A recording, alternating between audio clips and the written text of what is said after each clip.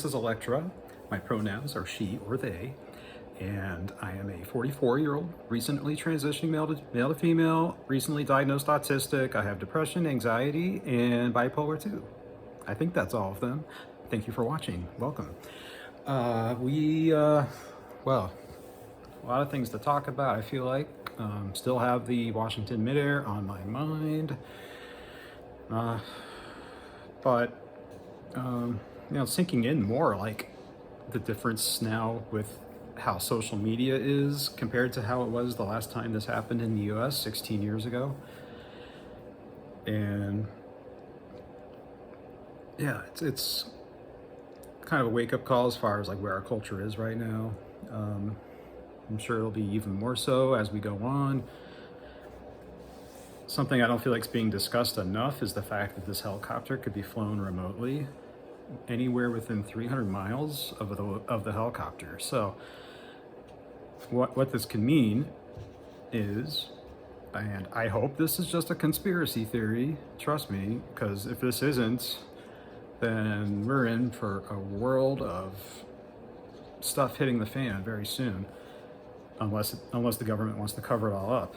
And what this could mean is that if this helicopter was remotely controlled from 300 miles east, anywhere east of Washington, D.C., you're practically almost on the Atlantic coast to begin with. The eastern seaboard is maybe 50 miles east of Washington, D.C., roughly.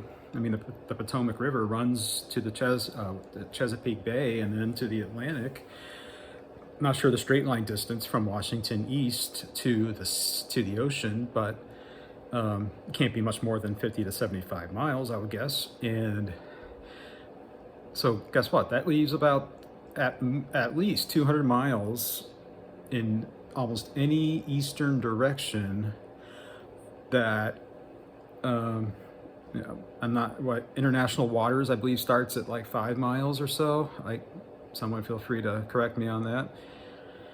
And anybody could be out there controlling it. If someone was able to hack into that system, and from what I saw, this is controlled via an iPad-like device. Maybe it is an iPad, I'm not sure.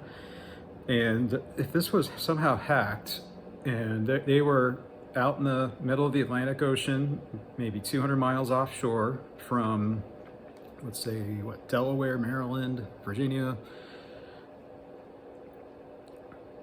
this is something that could absolutely have happened. And I hope I'm wrong. Somebody please tell me that I'm being absurd here. I would like to know that, because I don't know why nobody else is talking about this. It means, it's going to mean a lot of things. I mean, obviously depending on who it is, but would we even know who it was? We're going to have theories on that from every person's going to have their own opinion. We're not even going to know who to fight back with. But I think this is also showing like modern war. This is 21st century warfare. We have to adapt to what is happening in terms of war. This is not going to be. This isn't even going to be the Iraq war or Afghanistan. We've gotten previews of it over the last 3 years now, from Ukraine and a year and a half in Gaza. Drones are going to be a huge thing too. And well, long story short, I feel like what's going to happen, traditional militaries are going to be almost, we'll still need them, like for a long time. I'm not saying they're going to go away, but we're not going to be fighting like land wars with huge armies like we did in World War II. And there are still going to be land forces, I'm sure, and infantry will be required, but they won't be used to gain territory through combat on the land. I think they're going to be mostly just used to hold territory. And everything else will be fought mainly electronically, at least at first. And guess what that means? Every single civilian is in the line of fire 24/7, because we are now considered not just collateral damage. That was like World War II stuff. Now we are the actual combatants, whether we like it or not. Men and women, everybody, kids, senior citizens.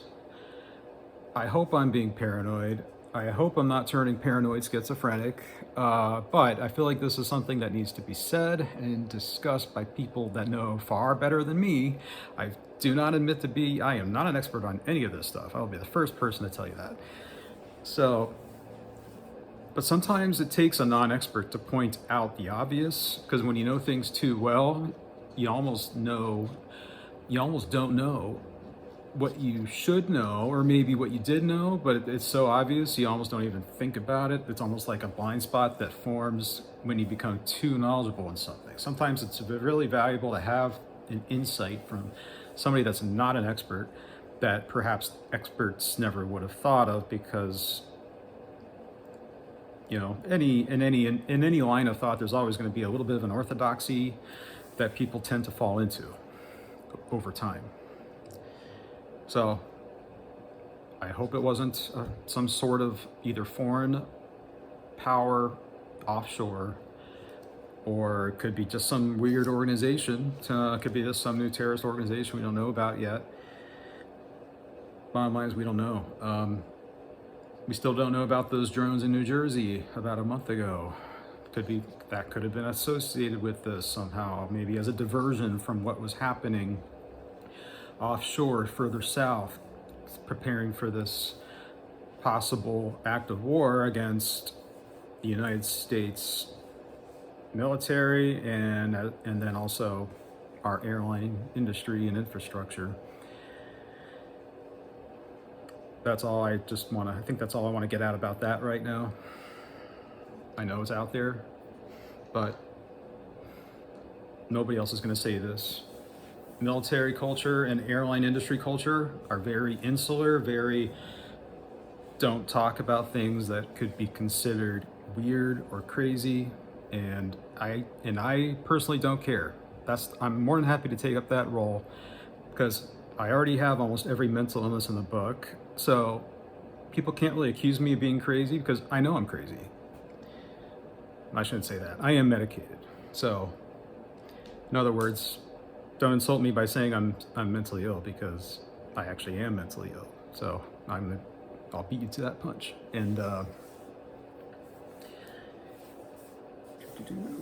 otherwise, back to something non-aviation. I don't know how long. Maybe I'll just be talking about aviation forever. It's not really what I wanted to do on this channel, but I also want to keep the flexibility of topics open depending on what's happening. And this has been a disaster week for aviation,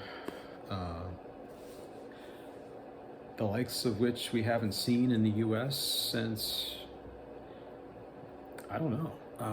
Honestly, 2009 wasn't really this bad. I don't remember. It was just like, you know, between this and that Learjet 55 crash in Philadelphia last night, which was also bizarre because of the speed and the angle with which that plane cratered into the ground.